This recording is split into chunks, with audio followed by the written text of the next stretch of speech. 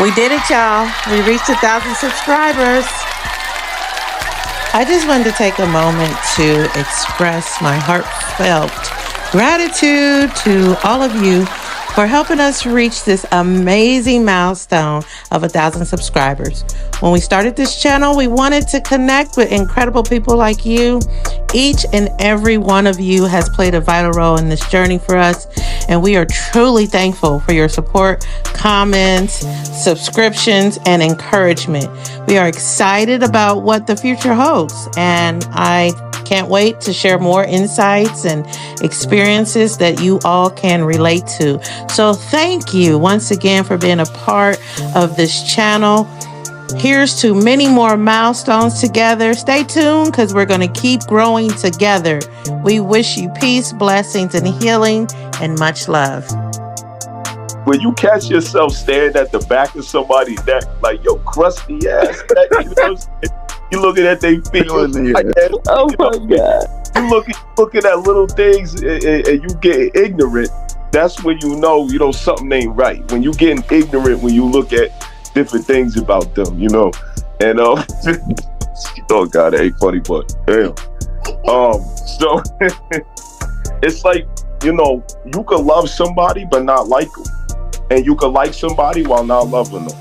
Okay, liking somebody while not loving them is sweeter. Loving somebody while not liking them could be more fulfilling, but the fulfillment may not feel sweet. Now, before we get any further, please make sure you take the time right now and hit the like button.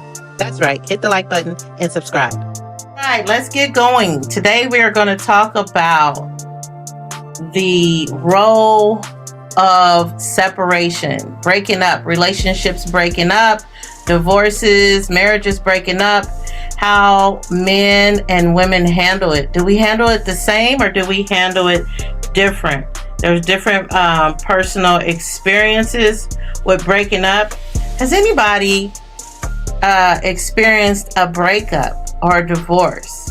And what did that feel like to you initially? What was your first initial reaction? Does anybody want to share? I can start that off. I'm going to start that off. Initially, my divorce. I'm going to talk about divorce. It was a shock. It was a shock. I was numb. I was angry. I was scared, right? My fear came from the fact that I had kids and I didn't know exactly what was going to happen, what was next, what am I going to do, how am I going to do it, how do I go forward with my children, being a single parent. This is not what I planned. When I got married, I thought I was getting married for life. Then, of course, I went through a bout of depression. Didn't want to get out of bed, didn't want to eat. It was a lot of emotional roller coaster. I went through payback. I'm sure there's some people out there that can attest to that. I went through, I'm going to get that person back. I'm going to get him back. I'm going to get him back. And it's so funny. I remember one of the biggest quotes or statements that older women, at the time I went back to stay with my mother at the time. So I was around a lot of older women, my mom's friends. And here's the biggest advice they gave me. Well, girl, the best way to get over a man is to get under the necks. I was like, what? I'm not ready for that. I'm not ready to be with another man at this moment. But, I was getting advice from everywhere and it wasn't the best advice for me. I just didn't want to do anything. I couldn't eat. I couldn't sleep because not only was my heart broken, it was just more so my plans were destroyed. It's just not what I saw. I've had a tough breakup. It was a little kid breakup, but it was hard for me because the way I've always looked at relationships, like as a kid, I always knew I wanted to be married. I don't know why or where. Like I didn't even see that growing up. Like my parents weren't together, but I always knew that's something I wanted. So when I broke up with this girl, the first time I thought it was a good idea. I'm being responsible because we're just at two different places in life. I'm a little bit older than her. There's like some type of disconnect that I don't know what to do with. I don't know how to help this. I can't teach this. I never seen how to teach this. Nah. And then I regretted it. I'm like, let me get back with it. That's my bookie. You know what I'm saying? And then when I was wanting her, she wasn't. It was almost like, yeah, here's that payback. Like, she didn't want me anymore, and she made sure that she made me feel it too. So it was tough because it just wasn't real to me. It was a shocker, like you said. There's shock. It wasn't real at all. I was just like, this is not real. She gonna come back one day. Like, we locked in. She gonna be back. She didn't come back. I was like, no. She ain't coming back, y'all. I thought she was coming back. And it didn't happen. So I'm like, all right, well, learn lesson. Right. But it was a tough lesson to learn. Yeah, I can definitely appreciate what everyone's putting out there right now. I did experience divorce. I experienced breakups too, but divorce is definitely a different ball game, and it's it was very difficult. In fact, I think it's probably the most difficult thing I've ever been through. It's transformational for sure, and it breaks you all the way down. And when it breaks you all the way down, I think you get a good idea of refreshment of what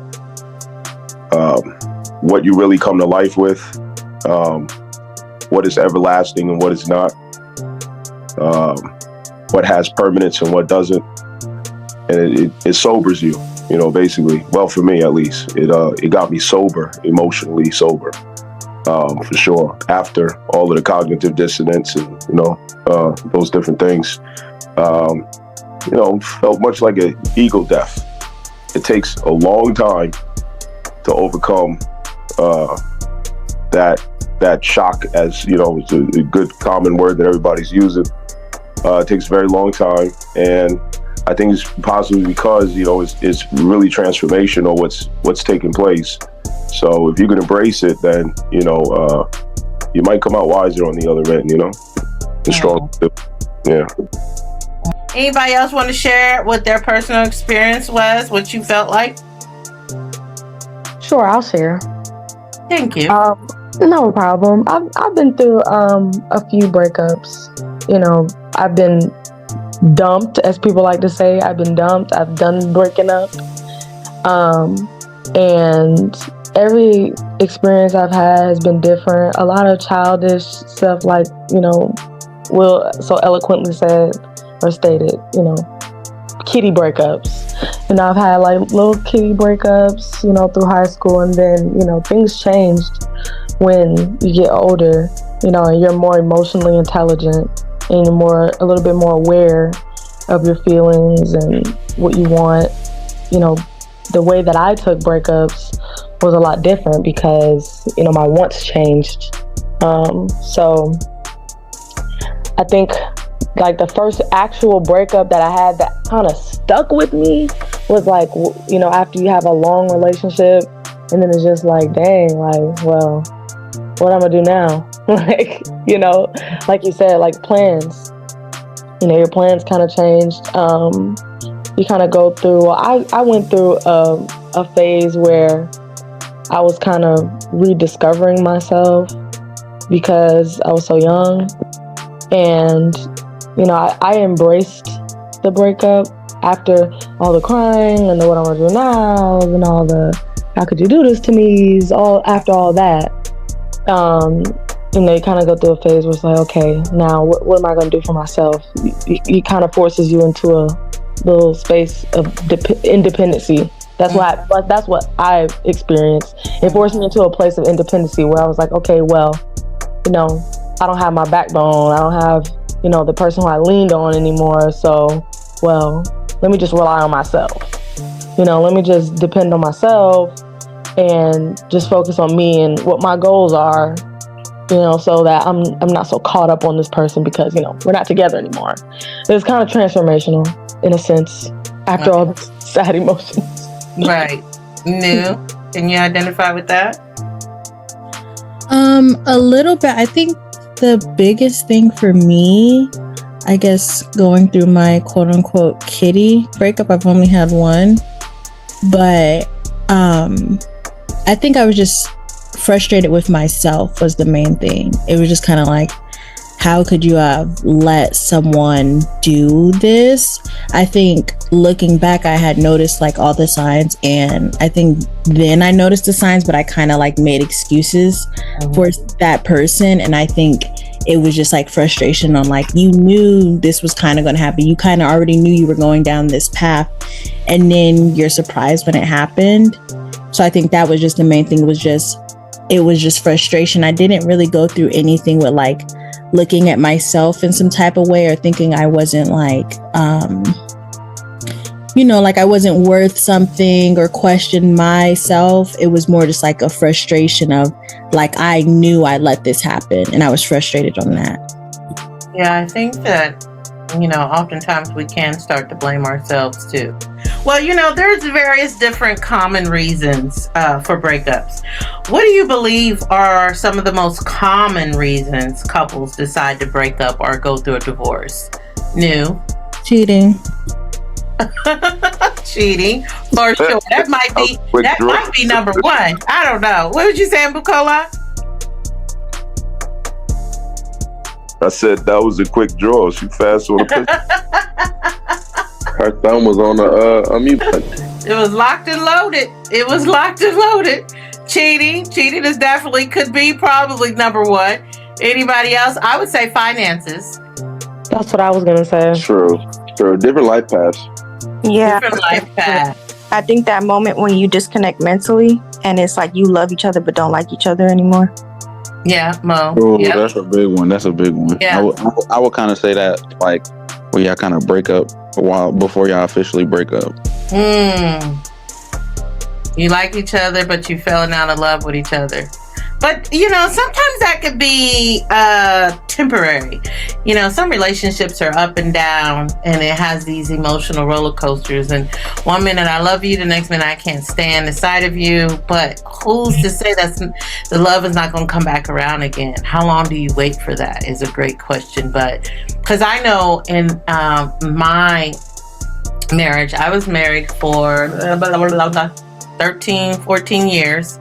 But I was with my ex-husband for, oh my God, I think I've known him for 15 years, 25 years.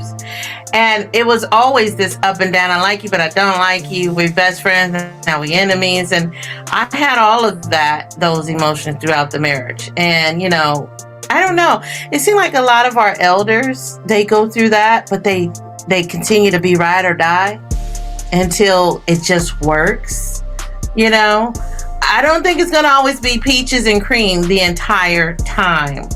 But I do know finances can be one. What about, have you guys heard of anybody breaking up for children? Maybe the kids caused them to break up. I don't know. Yeah, definitely. Yeah, I've seen that too. I've seen that being a factor, yeah, for sure. Yeah. Now, is it the lack of not having children, or is it the different parenting style, or what is it that you guys seen about the children being an aspect of it? Well, for me, it's usually a common theme that I've seen throughout my lifetime is when families merge and there's a lack of clarity about how discipline is to go, with the children. And, there could be differences of opinions, or views as how that's going to go. And when the behaviors goes from them being a little kid to, say adolescence or something, when they get into their, their natural rebellious teenage years or different things like that, it could be kind of challenging, to keep that line of communication and, clarity around all of that. And next thing you know, it could cause a lot of, challenges and burdens, Mm-hmm. Yeah. Mm-hmm. I feel like that's very...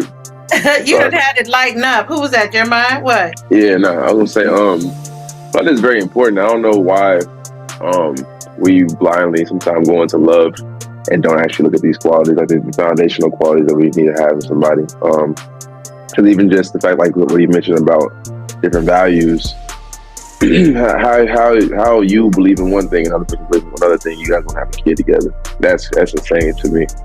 Yeah. Oh, absolutely. Yeah. Yeah. That doesn't even fundamentally work. New, what was you about to say with that?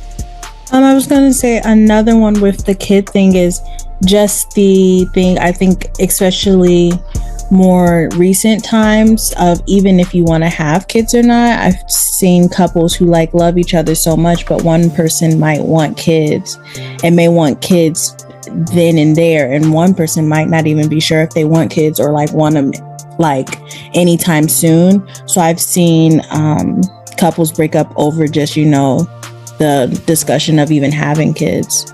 It's so weird because that's something that should have been discussed before they even got married. Those are conversations you're supposed to be having when you're courting or dating or whatever. Will, what do you think? Absolutely, yeah. The timing is critical there. Right. Yeah, for sure. Yeah, I think when it comes to like children being a factor of parents separating, to add to what Bacola was saying is not just that clarity, but understanding boundaries. Like, what is the boundaries? Like, what am I allowed? Like, what is allowed here? And understanding how you are to be with this person. Because I know for me, I've never been a father before, so it's like, what do I do here? So I need to understand what is acceptable. But I've seen what other fathers have done, so it's like, it's a slippery slope a little bit. Mm-hmm. Miss Hannah? I think for couples and children, it's like multiple different reasons, why they say, oh, children are the blame or the reason why we're not together. I see couples that end up breaking up due to child loss. That's like a really big one. Where there's just a lot of hurt and resentment and a lot of blaming and things like that, whether it's like miscarriage or like tragic accidents with children of a young age. It causes division in relationships, like grief. It's very rare that I've seen a couple grieve over a child and it brings them closer together. Right. I've seen some couples overcome miscarriages, and sometimes it breaks their relationship down. Yeah. Very emotionally traumatic. Yeah. Yeah. Yeah, there's also the case where some adults can, mislead children about how they perceive either one of or both of the parents, where somebody's, planting seeds in the kid's head, that has them looking at them in alienating ways, oppositional ways, different things like that. And it manifests through their behavior, and now you got, a challenge on your hands because somebody's, presenting ideas in their head, and that's children. Really good. Yeah, so it could, that could cause some problems that could be really difficult to work out.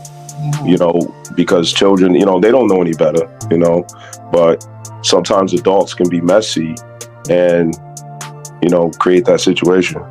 Yeah, you're right. And, especially if people get married and they got older children. Hey, if the children don't like you, they gonna make life hell. What about in-laws or your boyfriend or your girlfriend's family or siblings or parents? That can definitely cause division. I've seen people who divorce because the mother-in-law is just too much to handle, or the father-in-law is too much to handle, or they break up because, the parents of the girl is not as accepting of that person. You're not good enough for my daughter, or, it's not as welcoming. So, you break up. Or even the siblings, maybe the big brother is, I don't want you to date my sister, so kick rocks or whatever. Have you guys ever experienced that? Maybe the in-laws or your boyfriend or girlfriend's family was the cause.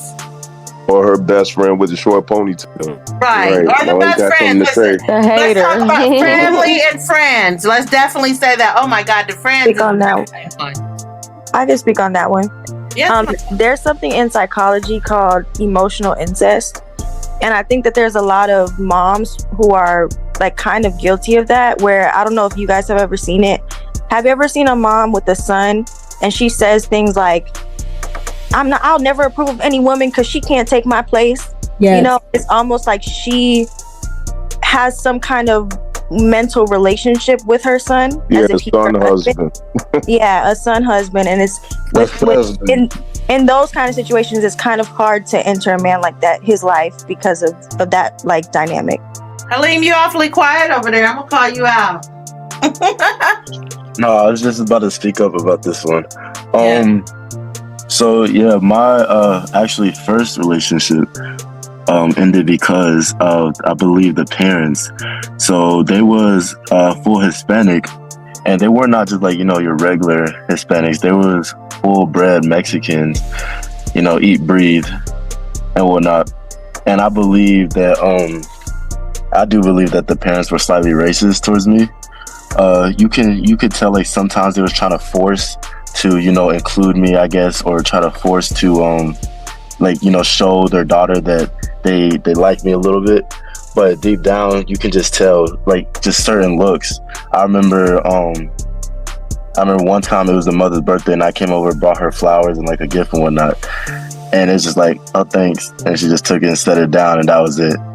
And then, and I'm just like, okay, like, I really did not have to do that, but it's whatever. And I just kept ignoring it because it was like, everybody just be like, look past that, you're there for the girl and whatnot. And I kept just thinking that it can't work out at the end of the day if the parents don't like you, especially with us still being, young, still living up under the parents, Right. living in their house and whatnot, depending on them. It's truly depend on the parents if they actually mess with you, because if they don't, like what happened, the relationship ended because of that. And it was kind of a tough ending because it was not her fault. So, seeing her go through all those emotions, because, a lot of breakups happen when somebody, mad at them or they come to a mutual agreement. It was like only me thinking this way. And to see her have to go through those emotions for something that wasn't her fault, was kind of the hard part. But I knew that it was only for, one, the better of me. And two, I don't know, I think her parents needed to, like, a wake up. They needed to see, what the deal was. But yeah, that was my first and only relationship, actually. Yeah. No, that's definitely, especially when you're younger, you're young adults, and, your mate is living still within their parents' household. That is tough. If the parents don't like you, oh my God, that's going to be very hard, especially if they're not independent of their parents. Bukola, you had your hand up. Yeah, I'm still marinating on what Halim said. Yeah, that's really good. That's a great example. That's a really great example of what we're talking about here. So what I was going to mention is boundaries, and I believe Will said the same thing. But boundaries are so important to set in place when there's any type of merging, families or friends behind the person that you're with. You two have something to focus on, between yourselves for whatever reason that you came together. But if you don't have boundaries, if you're not showing strength for those boundaries, then, you're going to be consenting to a lot of confusion in your relationship that you got to manage, that really isn't even necessary. It's going to be outside noise. It's going to be criticism. It's going to be scrutiny, even antagonism from some people, because you have a really good thing going on. And a lot of people could feel very uncomfortable with seeing you happy, fulfilled, or even appearing to be happy or fulfilled. And if they aren't having the same experience, some human beings could go out of their way, to try to interrupt that or disturb it or make it a burden, to sabotage it, because they're not happy. So unhappy people, they don't mind going out of their way to create unhappiness with people who they see are happy, So It really requires a focus not to allow outside, distractions to sabotage what you have going on, interference into your relationship, because it's already challenging enough to keep a clear line of communication with each other. With other people inserting themselves, you have a hard time. Right. Yeah, I was going to say, it's very it's just an uncomfortable feeling to know that, because like your partner obviously cares a lot about their mother, father, or whoever else in their life, in their family. So it's hard to deal with trying to have half her heart, they have half her heart too, or half his heart, whatever it may be, and you're kind of under this type of magnifying glass of scrutiny. It's just not fun. I've definitely been there for sure. My thing hasn't been, I'm trying to think, have I ever actually, and sometimes it was unsolicited. I wasn't I actually did anything at first. I think it was just in general about, I guess, my personality, or I guess I did do something, but I don't think it was anything warranted. At one point, I did definitely warrant the dislike of the parents or the family and friends, but in other cases, it wasn't always solicited. So I definitely feel like it really was uncomfortable dealing with that whole situation, and then made me feel I don't know, I don't really fully have you, because half of you loves them, and if they hate me, then half of you love somebody that hates me. I want to bring back up one thing that was very key that Halim has said, which leads me into my next question. Cultural influences. Do you think cultural is a factor that shapes attitudes towards breakups? So cultural differences or communities can affect a breakup or divorce? Sometimes cultural differences can be unequally yoked. If the Hispanic is a devout Catholic, and they decide to eat pork for every celebration, and then she gets with a guy who comes from, a Muslim or Islam background, and, things are totally night and day. Could the cultural differences, influence breakups or divorces? I'll go. I'm not gonna lie, I think you're picking on me specifically, but I swear I can show you my paper. This is a question that is on here. I swear. Right. Yeah, so she was Catholic Christian, and I'm Muslim, so they're big pork eaters and whatnot over there. So a lot of get-togethers I will go to, the main dish will have some type of pork in it or something like that. And most of the time I'll just either not eat, or she would just, give me something else out the pantry or whatnot, and we would keep it pushing like that. But whenever we was out or anything like that, she would never eat pork around me, or never ate anything, I didn't eat. So she was cool with it. But she was cool with taking in my cultural and religious, beliefs and whatnot. And she actually liked learning some of it. So she would ask me questions about the Nation of Islam and whatnot, and things like that. And then, I would learn about hers a little bit. But the parents, I don't expect them to, lean my way. I was gonna say I definitely agree with Halim. I feel like I may have been on the opposite side for some parts, because I also grew up Muslim, and I definitely still have some things that I feel like may be a bit extreme. And I've had previous partners that have been like, oh, okay, I don't eat pork. And to me personally, it was always a rule of oh, if you had pork today, you can't kiss me. I'm not allowing that. And I know that's a bit extreme. So I definitely think, and I could understand completely if someone has an issue with that and it's well, now I can't even eat something that day, and now I can't be around you or whatever. So I definitely think that does come into play with relationships. And it's definitely something that you got to be kind of willing to either sacrifice and be willing to integrate. So I remember one time I had I grew up, my mother wasn't fond of me having her kids being with the fairer complexion. no melanin at all. So I definitely had an experience where one of my first little kitty relationships, very short lived, not even serious for real. But I remember I was getting ready to move states, and she busted this. Because of that, my mother really didn't want me to do it because the girls. She ends up coming in the room. I'm like trying to break it down to her like slowly, but like let her down easily. But mom comes in like, "Hey, how you doing?" First time ever speaking to the girl, and it just broke her heart. Told her he's not gonna be there. She might as well go ahead and break up with him. All this and that. It was a cultural difference. But I definitely know I didn't experience it. It was the other girl experienced it, but the girl experienced it. But I definitely was like, there's some households where they don't want a certain race or a certain type of background for their daughter or son. Yeah. So your mother or your parents were not accepting of a different race, and that's a cultural background as well. And at that time, you're saying your mother was not accepting of you having a different culture. You was trying to bring into the family. Yeah, a lot of times her main reasoning wasn't necessarily because of her actual skin color. It was just her background, because it was like she couldn't understand certain things that we maybe go through, certain things that I might need from her as a partner. She understood that it would be probably harder for this person to live up to, especially at a young age, if at all. Yeah. Mo, you got your hand up. Yeah. The whoa emoji too. Oh, that was an accident.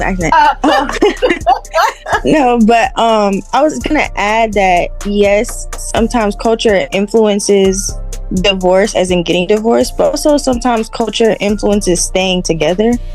And I'll use Black people as an example. Whenever I talk to elders in the community about, like, you know, how did your marriage last so long, or what's the key to marriage, a lot of times you get like hidden gems. Like, you'll definitely get some gems sometimes, but 9 times out of 10, the advice I get from older Black people is marriage is hard. You know, got to stick through it, and terrible things are going to happen, and you just got to deal with it. And sometimes you're going to want to wake up and strangle each other. I'm like, this sounds like prison. Like, this does not sound like fun at all to me.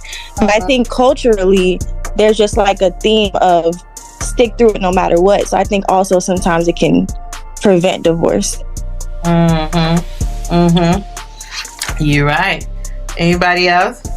I know one of the things we did not talk about, one of the things that did not come up, which can definitely cause a breakup or divorce: communication, the lack of. In many cases, communication could be a key issue, guys. What are some of the signs that communication is breaking down in a relationship? Let me start on that. What are some signs that let you know, oh my God, the communication is breaking down? When you are not talking and you're not saying good night or good morning, you just go straight to bed, you know, something's wrong. You upset. That happens a lot in relationships. Or, you know, you left them on red or whatever. You guys definitely jump in. Where do you see, or what are some signs that communication might be a problem and is starting to affect the relationship? Bukola. When you run into conflicts, and as you're working through the conflict, you end up finding out that there were some assumptions or simply misunderstandings, you know, assumptions and misunderstandings, misinterpretations, you know, things like that. Yeah, misinterpretations could definitely be a sign of communication breaking down. Anybody else? I think Hannah. I think maybe like small arguments and things like that is a sign that communication is breaking down. Like little things just building up, you know, people not saying, or one person not saying anything, just not communicating at all until now you're ready to communicate, but now there's 10 points to communicate about because so many things are being unsaid, is a sign that there should be more communication going on in the relationship. That part right there is extremely, that's significant. When you and I apologize if I'm interjecting, you know, somebody raising a hand, but that's really significant, because I think that it's not a problem when you have problems in a relationship and you have challenges, arguments. It's very healthy to have arguments, challenges, and problems as long as you argue in the right way. And what I mean by arguing the right way is like not losing, the ground of respect as you argue. It grows you. It really transforms and grows you, and it causes you to become more united. But when you think that passive aggressiveness or avoidance is a way to solve problems, you're making it much worse. When you stand across the street and you see two people, arguing, right? The one who got veins popping out of their neck and spit flying out, they yelling. You might say, oh, that's the culprit. Not really. The culprit could also be the person who refuses to open their mouth and communicate. And then that pressure and tension builds up with the other person, and they're trying to be proactive about solving problems, but they won't participate in solving those problems. So they're equally in, shareholders in what's manifested. You know what I'm saying? It's not always a person who is yelling with veins popping out of their neck who's the problem. Yes. Not always the innocent one.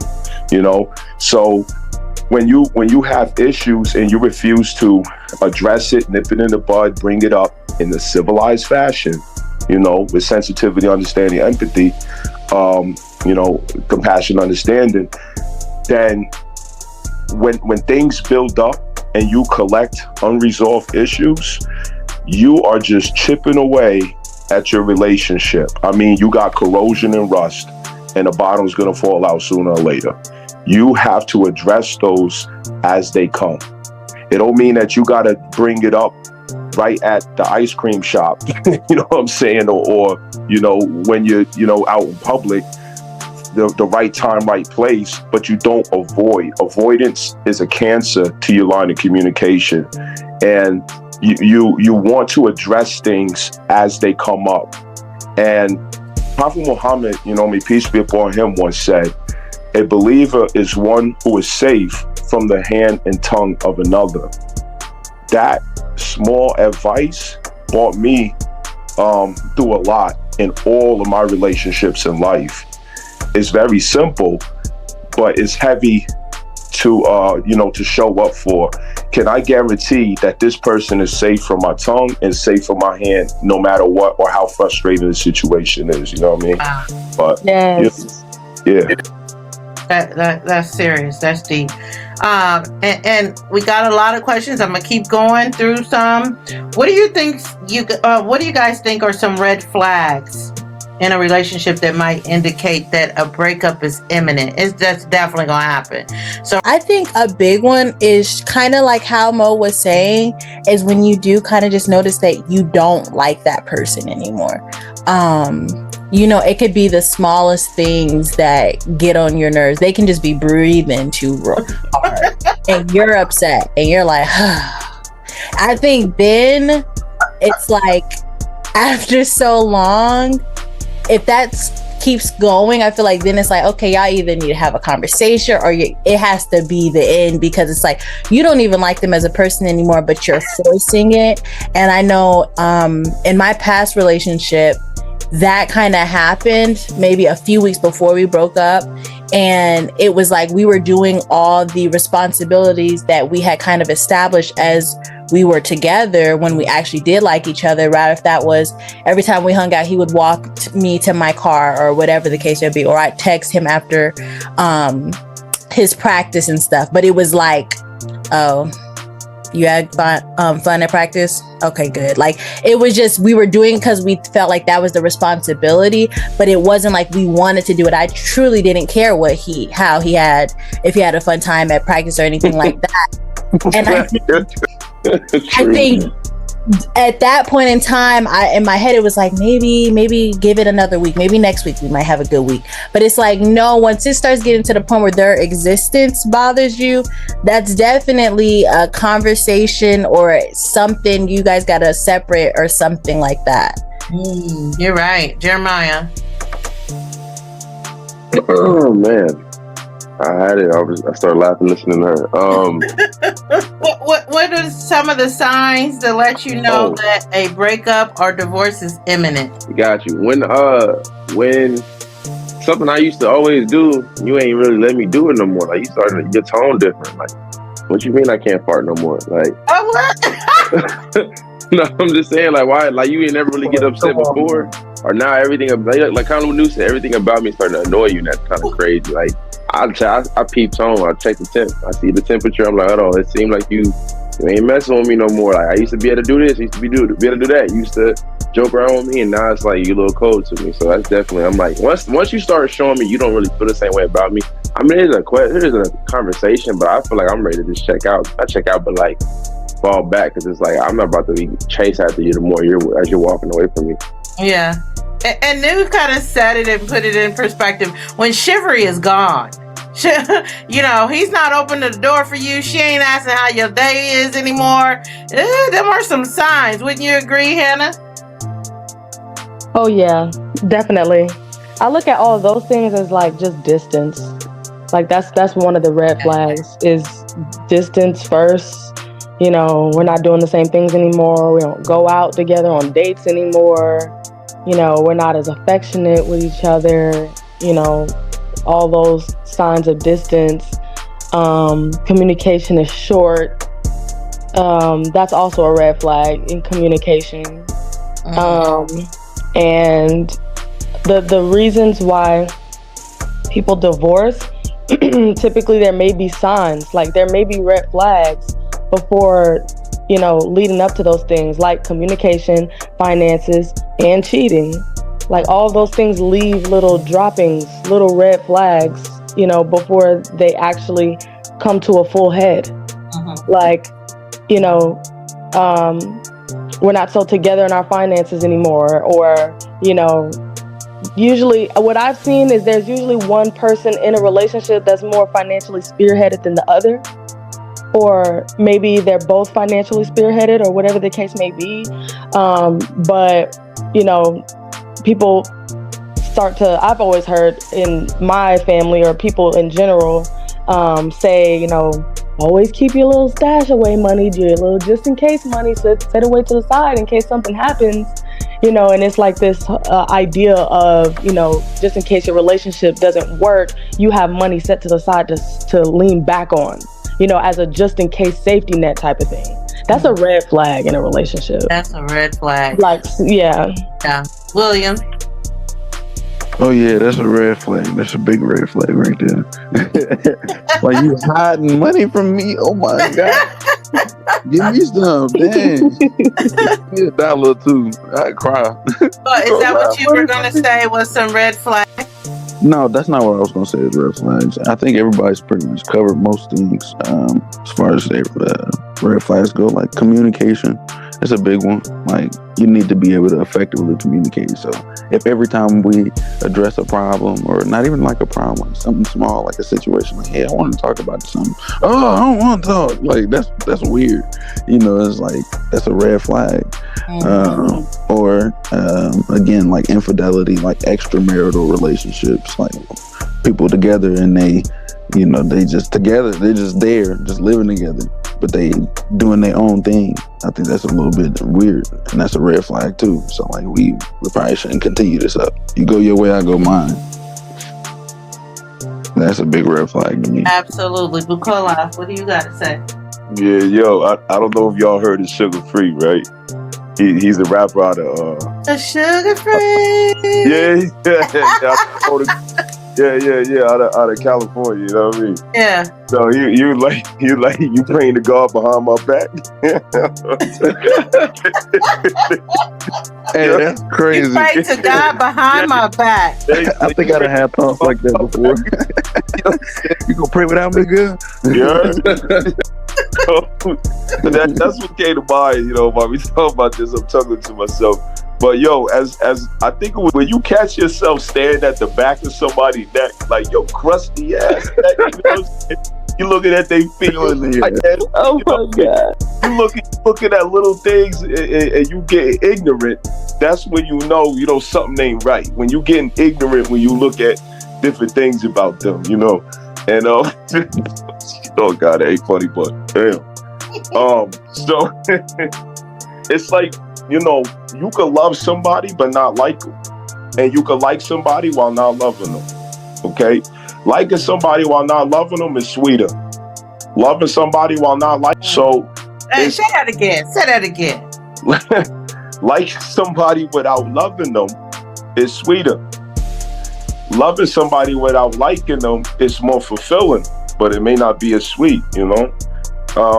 So it's so many ways to look at it, but usually women process checking out before the breakup happens. Men process it after it happened. You know what I mean? So the red flags are there, though. The signs are there because you stop emotionally investing in each other. You stop being emotionally available to each other. And you stop being emotionally supportive to each other, you know? And those are signs, because that's how you water a garden. That's how you water flowers, you know? When you start watering, you obviously don't care about it no more, you know? When you no longer get angry at certain things, you just become indifferent. Like, you know, that used to make me upset, but now it's like, oh, really? That's what you're doing? All right, whatever. You know, you checked out, you know? The fact that you still want to argue shows that you still have a stake in it, you know? Wow. That's serious. That's serious.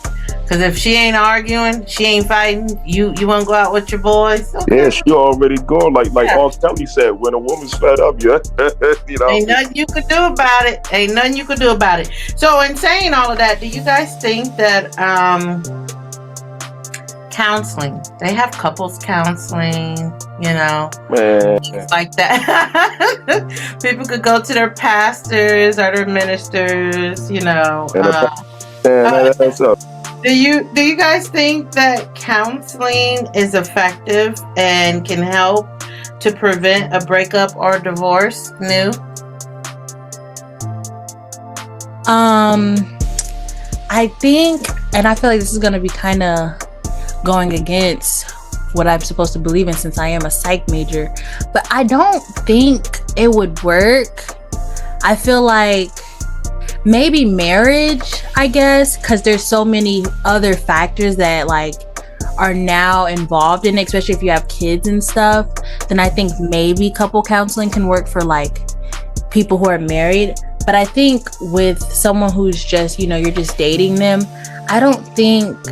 I think it should be a two-person thing, because relationships are hard. You're gonna have to, like, you know, fight and do all that and stuff. And if it gets to the point where after you've tried, y'all both have tried your best and it's just not working, then it's just not working. You don't have to force it. Like, I feel like there's no point of then going to counseling therapy for that. Like, I don't understand what that would really do.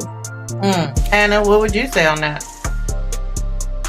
I think that in order for something like counseling to work, it would take two willing parties.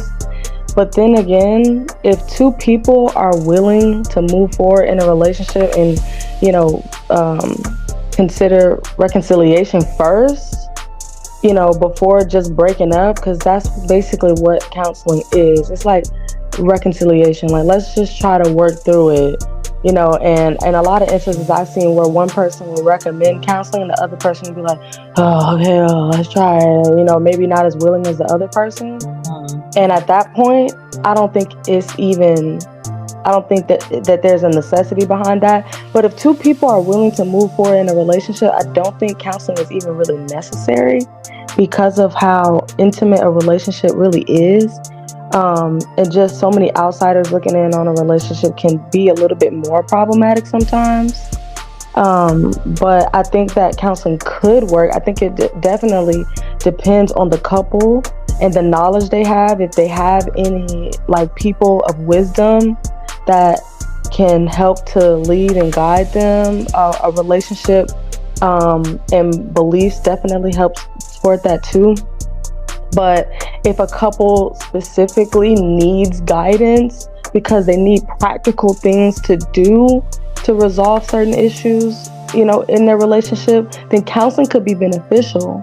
depending on who it's coming from, so that they have some steps that they can take toward it. But two people being willing, they can find resources and help and things that they can do to move forward if both parties want to. I think you said something very significant.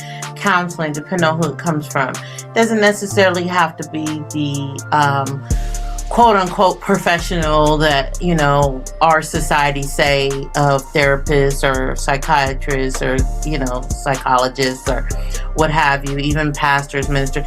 It can be even from an elder or a couple that have been successfully married for 20, 30, 40, 60 years. Whoever you both mutually respect. I know that in my previous marriage, we tried counseling. And Hannah, you said it. It will only work if two people are willing. My other party was not willing. After we did the first session, he felt like we were ganging up on him. So it didn't work. But hey, I already paid for 5 sessions, so I kept going by myself. I was like, well, let's just talk. Maybe I just need the therapy. I don't know. For a friend. No, because sometimes I just think a third party can give you a little bit more perspective, can help you step outside of yourself and look at the situation from a non-biased way. Yeah. So that you're not so identified. So I continue to go on with the counseling myself, because I was thinking, well, maybe it's something that the therapist can help me to see. Maybe it's me. Maybe they can give me a different insight on it. Bukola, you had your hand up, or did you change your mind? No, I think that going to a therapist or a counselor, it can sometimes make matters worse if it's like a feminist, you know what I'm saying? And they're not, neutral in their position or their perception, or possibly projecting into the situation. I think that's probably one of the leading reasons why a lot of times men don't want to get involved with that, because it's like you go there and it's like she picks up an ally instead of a neutral conscious, that should be a mediator. It's like she picks up an ally instead of her own, thoughts and ideas. And now he feels isolated or, ganged upon. You understand? Yeah. So what coping strategies would you guys say you practice and found helpful when moving on from a breakup or divorce? One of the things for me was I found meditation and yoga helpful for me. I learned to silence the anger and the noise and everything, and to be more at peace with what was and accepting what is in the moment. What was some of the things that you guys found helped you move on from a breakup or divorce, Mo? So this sounds kind of basic, but I would say feeling all your feelings. That's something my mom taught me during my first heartbreak, and I never forgot it. And the way that I've always looked at it is like, when I treat emotional wounds like physical wounds. And when you have a physical wound and you have a scab, if you pick at that scab, it's going to keep coming back until you let it heal. And so I think sometimes when we go through emotional trauma or breakups or divorces or experiences, we'll be like, what, I'm good. But if your body is trying to make you cry for a reason. So I feel like you have to treat it like a physical wound, like whatever. If you need to cry and hyperventilate, let it all fully go. Either you can do it in 1, 2, 3 sessions and get all your crying out in 3 days, or you can do it in 20-minute intervals and it'll take a month. But either way, your body is telling you what you need to do. Cleaning out the wound, cleaning out a physical wound. You have to clean that, right?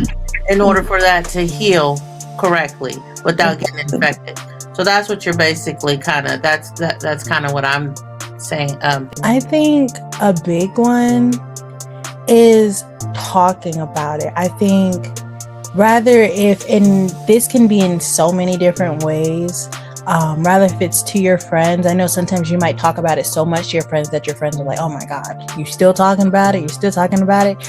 But it's going to keep on being on your mind. And sometimes letting that out is going to make you start to feel better.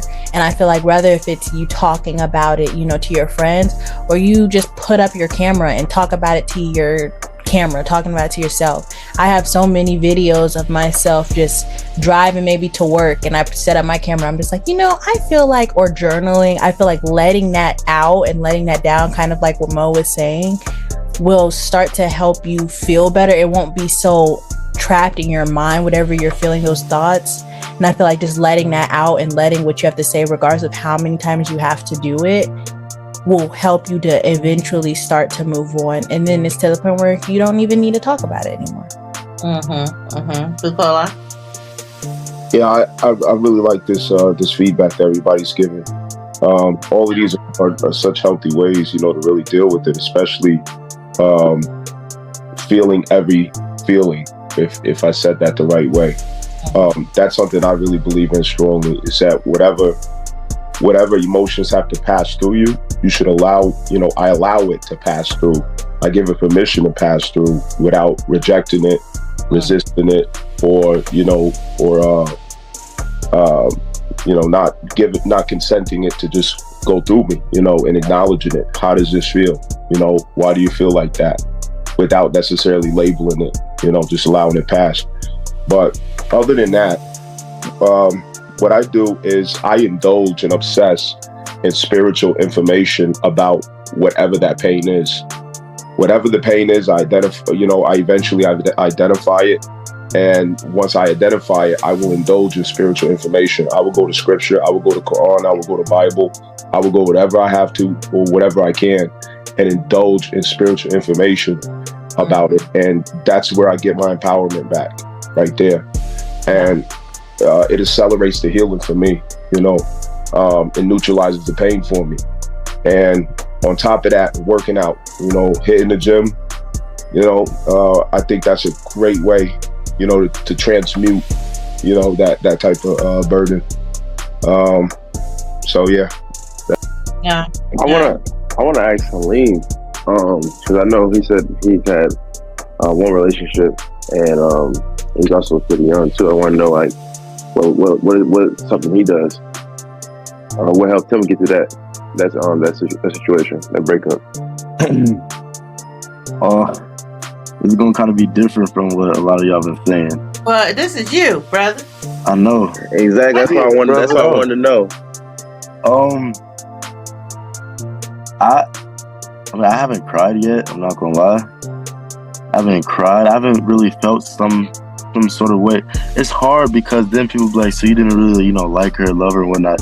And the thing was, because our relationship was 2 years, okay? Once I started and for your age, I'm sorry, I just want to make sure the crowd understands, or the audience understands, because you're 18, correct? Yes, ma'am. Okay, so for you, that's pretty long for such a young person. 2 years is like 10 years in adult age, kind of. So I just kind of wanted to give that, lay the foundation of where you're coming from. Go ahead. Yeah, basically, it was kind of my whole high school because, my first year was online, so we was all home. And then we started talking sophomore year. So it was basically my whole high school, career that we was together. And I would think it would play a drastic role in my emotions and everything once, the breakup occurred. But I feel like the moment I started peeping how the parents were, I started slowly disconnecting myself, because last few months of the relationship, it was just us going back and forth, trying to, talk things out, dealing with the parent, because we knew we was about to be going off to college soon and it might be long distance. So it was kind of just us, talking with parents, me just saying I don't know how this is going to work out and stuff like that. So I started like slowly disconnecting myself emotionally. Growing up, I never really been an emotional person. I've had, people try to tell me find your emotions and whatnot, but I kind of blame my dad for this part, as he's really emotionless, and I feel like I kind of picked up on it. And so when the breakup occurred, it was just, I always told myself I'm not finna be sad the summer before my college. Like, I have too much stuff I have to get done, and me, I'm such a person that feels like I have to get everything, done right and on time. So I was like, I'm not finna sit in my room and cry or whatnot. I need to make stuff happen this summer because it's right before college. So after the breakup, which was right at the beginning of the summer, I literally lived my regular life like nothing happened. I was like, no offense to you, but you're old news to me now, and I got college to look forward to. I need to prepare myself for college, not be slacking behind and reminisce on the memories or what happened, and and about the relationship. It was just get your head in the game basically, and look at what's coming up, what's the bigger picture right now. And so that's what it was. I did go to the gym. I always went to the gym, so it's not like I just started going to the gym for that sole reason because we broke up. But I definitely can tell you that the gym do help a little bit, because it's just because you're bettering yourself in there. So it's like, I may have just broken up, I may have just been hurt, lost a piece of me, but at least I'm bettering myself right now. So the gym did definitely help with that. But other than that, I really did not use no coping methods or anything. I just look forward basically. Hannah, you wanted to comment? Yeah, I like what Helene was saying as far as like, staying focused, because, people look at a breakup, divorce, and things like that as a setback. And I mean, it just depends on your perspective about, being set back. Relationship wise, yes, you don't have a partner anymore, but, we all still have a life to live, like Helene was saying. But I think that a good coping mechanism, if you could even call it that, would be like almost isolation. Not really necessarily isolation like from the world, but like just giving yourself more attention. Because when you're in a relationship, you focus on yourself, but then there's another person that you also, like Bukola was saying, to pour into. So that takes energy, that takes time, that takes things, that are being extracted from you to pour into another person. When you take all that energy, you take all that time, and you just focus it on yourself, life, goals, your spirituality, like prayer, whatever that looks like in your isolation time, journaling, all the things that even the lady said, all that, counts towards your, whatever you do in your isolation stage, and like you said, a lot of, an old saying would be, a way to get over your last man would be to get under another one. That would be like the complete opposite. Like, you're not focused on relationships, you're focused on yourself, what's my next level and chapter in my life, whether it's school, career, focus on the children's future, the children's career, if there's, children involved and what their ages are, and getting yourself together can be another good way to just move forward with a relationship and just focus on what you have in front of you and be grateful for what you do have instead of, continuing to grieve over what you don't. Right. So, support system. Do you guys think that, friends or family play a huge role in supporting you while going through a breakup or divorce? I definitely want to chime in on that. It's so funny. I would say yes, but then again, I end up learning the hard way. That does not always work. I remember going through my divorce. I was always calling my friends, who I thought were my friends, to cry, to talk about the same thing over and over again.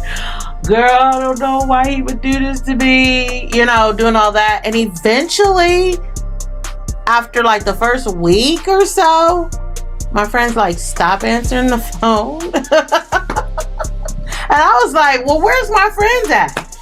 And it wasn't until later on, one of my friends was straight up with me and said, I got tired of you calling and saying the same thing over and over again. I got tired of you calling and crying about the same thing. It was like, so sometimes friends will check out on you, basically, is what I'm saying. Friends be like, okay, girl, like, get over it. Or, okay, dude, you know, like, come on. So eventually you'll find out that your friends ain't even gonna be there for you. Cause they only gonna take so much. They only gonna chime in for so long. Girl, yeah, that brother ain't crap. Or boy, yeah, forget that, whatever. You know, we're gonna do. But if you keep on because you're still hurt, you know, this is not an overnight type thing. Depends on how much you really was in love or invested in that relationship. It's not an overnight get well, fix, you know, you back on your feet. And some of your friends gonna be like, okay, I'm only gonna do so much. I can only talk about this with you for so long before it's like, okay, they're ready to check out. Bukola, what do you want to say? Yeah, I definitely relate to what you're saying. Everybody shouldn't get involved with with what you process. You know what I'm saying? You gotta be careful who you share with and who you invite into your challenges. You know, be selective about that. You know, and you're not gonna have too many that you could go to and talk to, and that's okay, because maybe it's not supposed to be that way where there's so many that you go to get support from. You know, usually it's just one or two people who you could talk to, you know, and that's okay, because really most of that work could be meant for us to transform ourselves with, you know, to enlighten ourselves with. And, you know, so it's all right not to have too many to, you know, to consult or go to. You're right. Can I say something? Absolutely. Please, Will. This is hilarious. Yeah, I didn't say that. But I'll touch on something after he's done. Okay. No, I kind of just want to say that I feel like for me it was a little bit of the opposite of how y'all, how you were saying that you would call your friend and talk about it, and you know, keep talking about it and they start getting tired of it. For me, it was the opposite. They kept trying to talk to me about it because they was like, you have not said a thing, you know, on the breakup. And I'm just like, I mean, yeah, there's nothing to talk about. But during the whole, you know, those couple months I was telling y'all at the end when we was going through it, that's where I did most of my talking. I know I will always talk to my mother about it. And then I'll also, you know, talk to some of my closest friends. I would never talk to too many people, just, you know, because I always have been a big believer of everybody don't need to know your business. So I always talk to either my mom or my closest, you know, closest of the closest friends. And so once I did all that talking, here and there I did get a little bit, all right, bro, just like, you know, do something about it. This breakup, like, why you keep talking about it? I was just always trying to make sure I was doing the right thing. But after the breakup, I didn't speak on it once. And then it was kind of the opposite for me. It was just them trying to always kept coming and checking me. So what's up with the breakup? So how are you doing after that? How are you feeling? I'm like, you know, it was just like the same thing as, you know, I'm chilling. So I was just wanted to say it's kind of opposite for me. Yeah. Because, I mean, Will, let me get, you was about to say something. Yeah, I want to kind of speak from the perspective of the person like trying to help somebody through a breakup.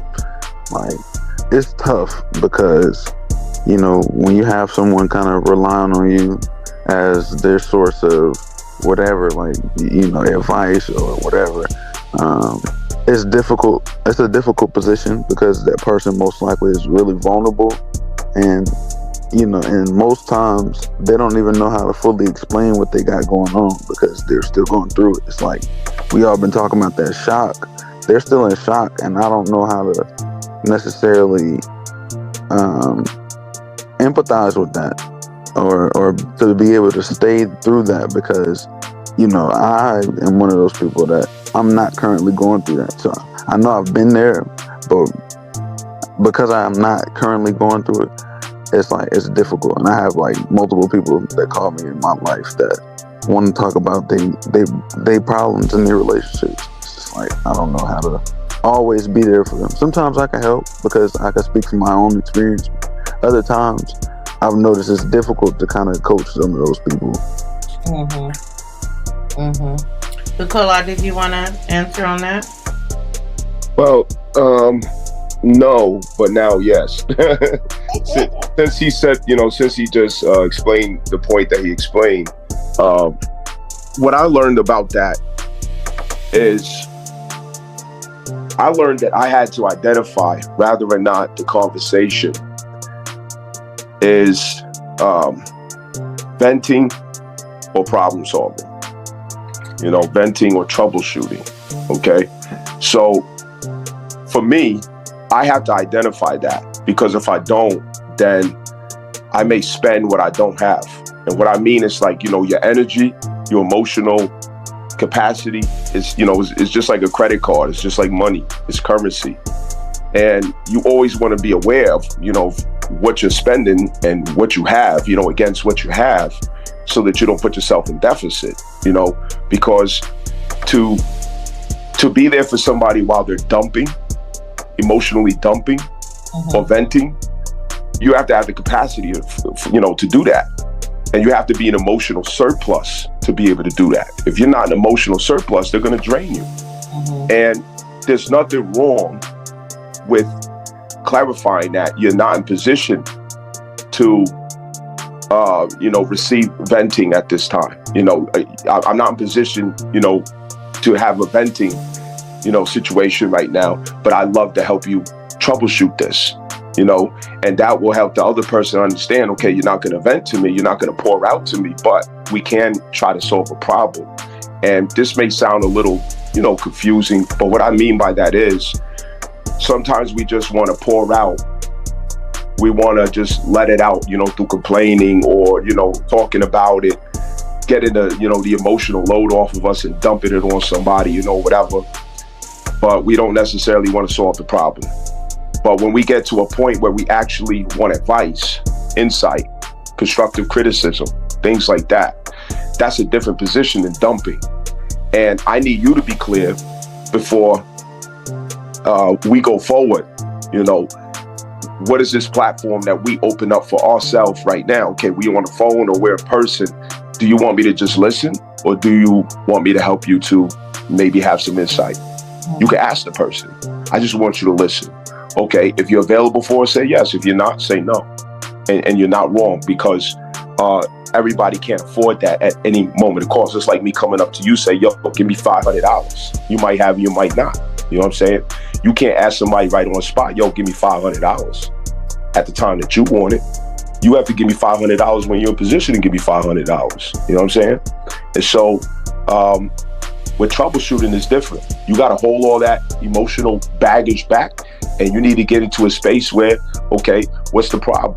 Okay, the problem is this, and this is happening, but what I don't understand is this and this. What do you think about that? Okay, we could go back and forth, because we staying in the ethereal, we staying in the air of the situation, not necessarily getting into the emotional waters of the situation. So I think it's important for us to differentiate the difference with that. Okay. I love what he said. When you're able to either troubleshoot or vent, and then making sure that's known which one you can give. That's I definitely agree with that.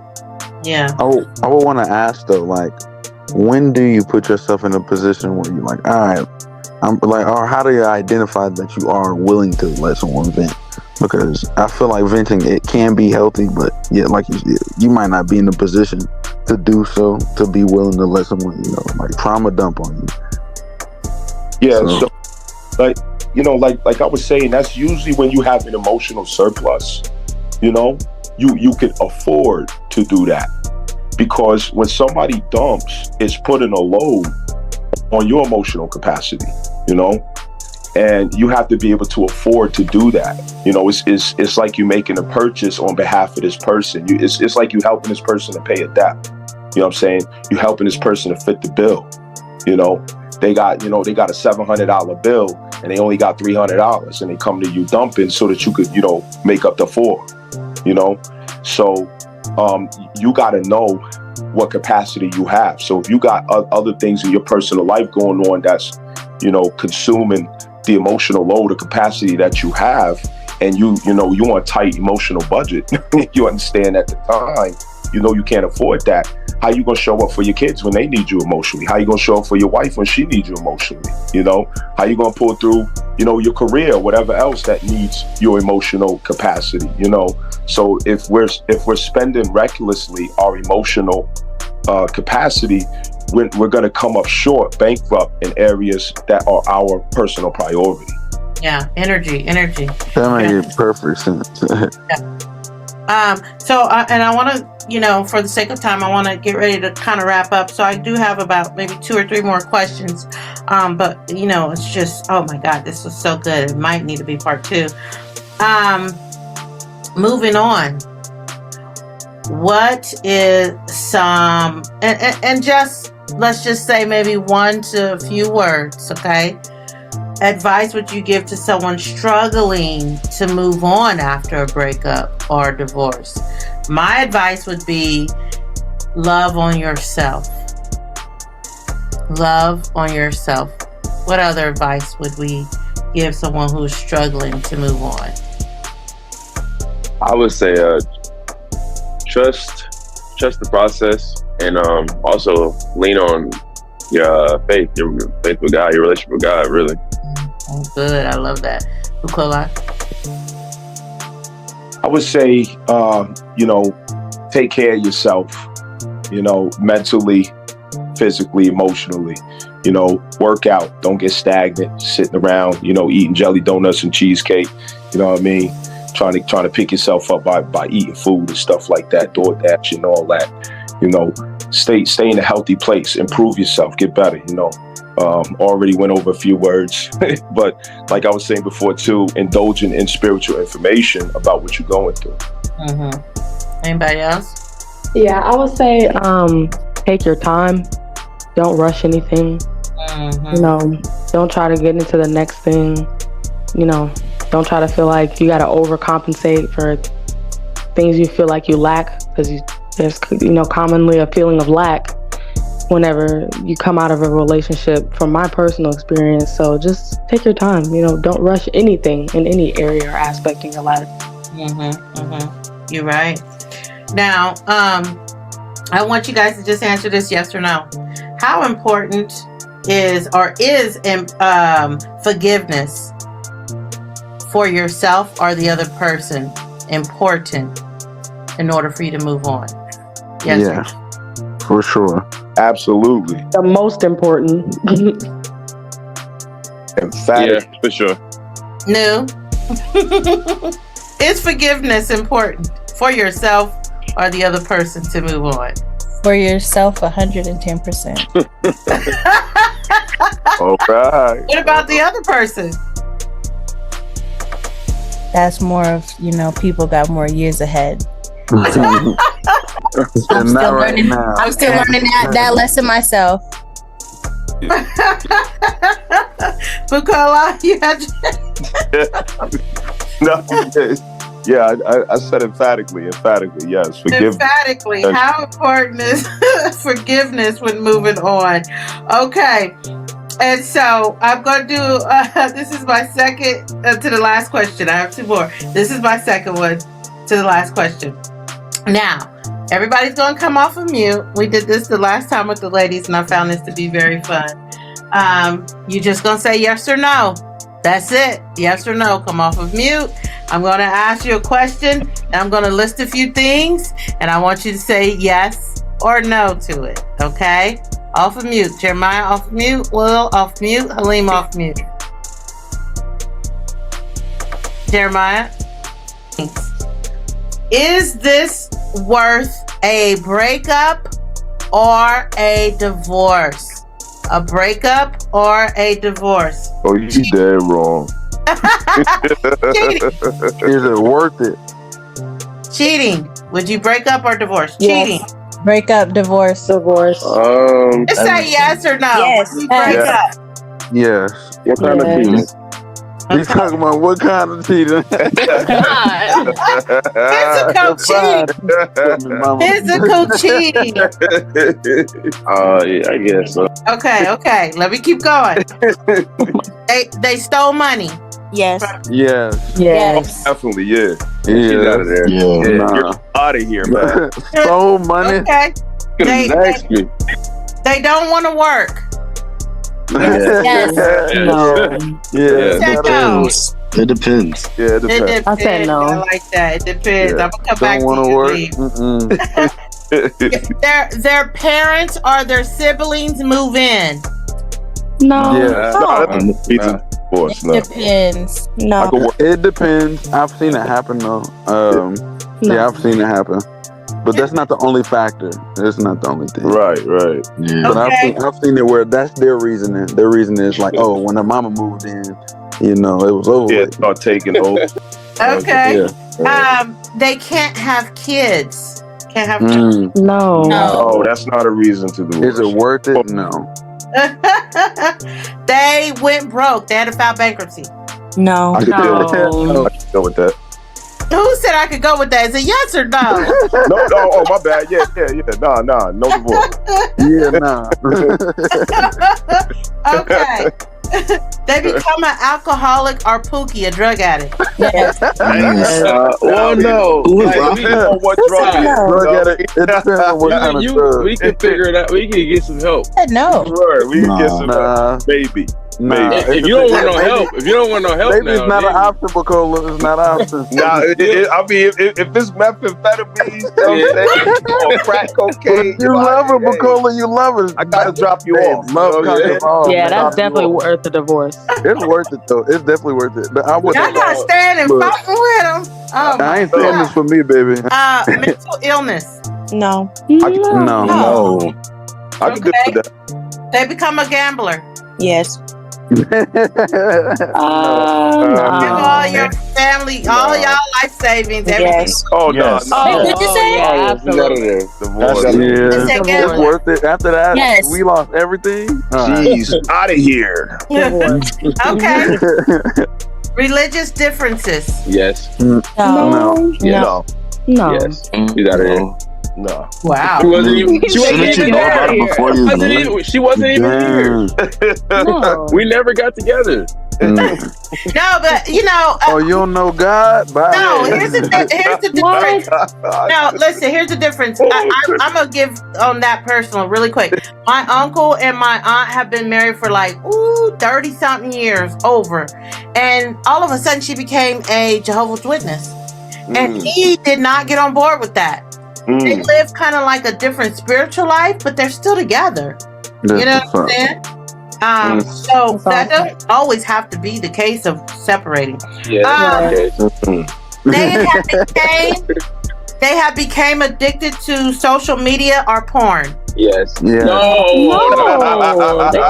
Yeah. I'm sorry. Maybe. That stuff overconsumes people, man. Yes. If Social media is crazy. They ain't gonna lie. That's insane. it overconsumes because How's people that? take on the personalities of the things that they're paying attention to, and they're overly consuming it. Yes. If they don't want to get help, all you care about is what everybody else is on, and you ain't worried about your own life, and like can't have a brain of your own, and you gotta go. Like I gotta go. Like, you gotta stop that. Go. Okay, and my last one. They lack communication. Yes. Yes, 100%. That's like Definitely. What was that? I didn't hear. What was it? Tremont, go ahead. Lack of What communication. was the question? Lack of communication. Yeah. Okay. Jeremiah's in the ocean. my boy out in the desert right now. Okay, so to round up the night, this was great. To round up the night, I want to end it with, maybe some positivity. The last question is, what advice would you give young people or couples who are just starting out to help them avoid the potential pitfalls of a breakup? And I'm going to go through names on this because I want each of you guys to give an opinion on the advice you would give to people who are just starting out in a relationship or a marriage to avoid the pitfalls that can lead to a breakup. I'm going to start with you, Hannah. Okay. To avoid the pitfalls that And can let's lead to keep it, less than 60 seconds. Okay. Advice would you give? Do your research. I like Become knowledgeable on topics that you care about and topics that you want your partner to care about or that your partner already cares about. Principles, morals, religion, children. Do your research and almost become over consumed in it if it's something that you really care about. The family and keeping people together, your research about marriage, foundationally what it is, and why it's important. Okay, Helene. I would say, like, communicate in the beginning. And you really need to just, like, let them know how y'all both feeling about certain things, because lack of communication, I feel like, is one of the number one reason relationships end. And it's always because, I didn't know that was okay, some things like that. So I just think establishing ground rules and basic boundaries. Mo.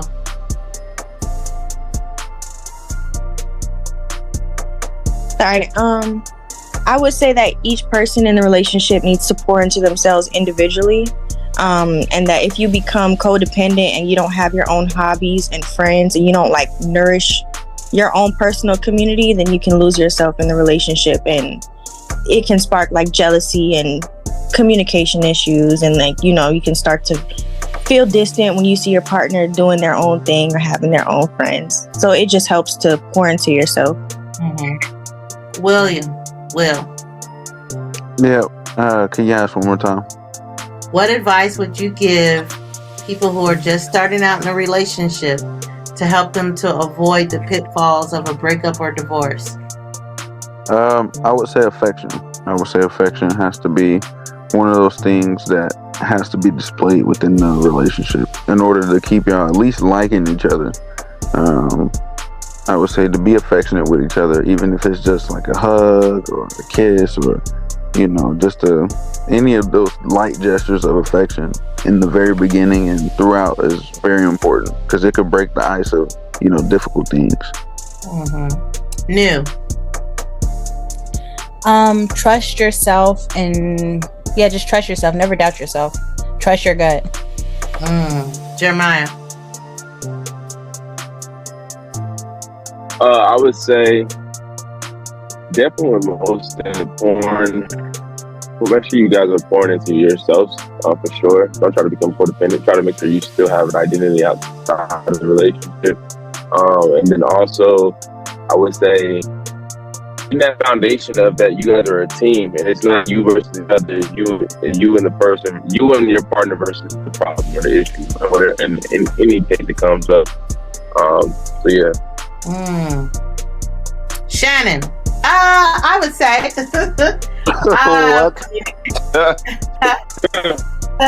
You going last, because communication. Communicate.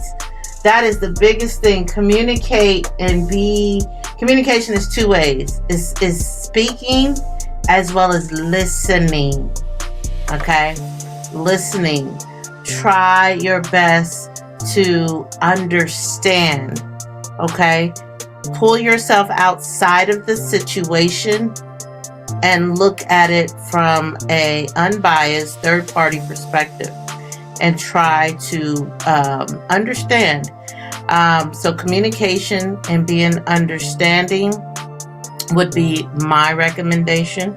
And Bukola, bring us home. Well, it's your job to make you happy. It's not somebody else's job to make you happy. It's your job to find where your emotional security is at and to keep it. It's not somebody else's job. Don't place it on nobody else. That's your job. And aside that, respect. Don't cross the line of disrespect at any time for any reason. Communicate, be transparent, because nobody can read your mind. If you don't open your mouth and say it, how is the other person supposed to read your mind and assume? Don't create assumptions. Participate. If you want to experience happiness, if you want to experience fulfillment in that relationship, you have to participate in what you want to create, because it's a co-creation. It's not somebody else's job to create and zap into existence whatever you want to experience in a relationship. You have to participate in co-creating whatever you want that relationship experience to be. And I think that's the biggest thing for me. All right. Well, I am so proud of all of you guys that was on the line. Thank you so much to my panelists. These are my ride or dies, my consistent panelists who have been a part of the Can You Relate every topic that we have had. These questions tonight has definitely, I pray, has led to a deeper, more insightful discussion for people. And I hope that it resonates with our listeners who may be navigating through similar situations, who have went through breakups or who are experiencing a breakup or divorce.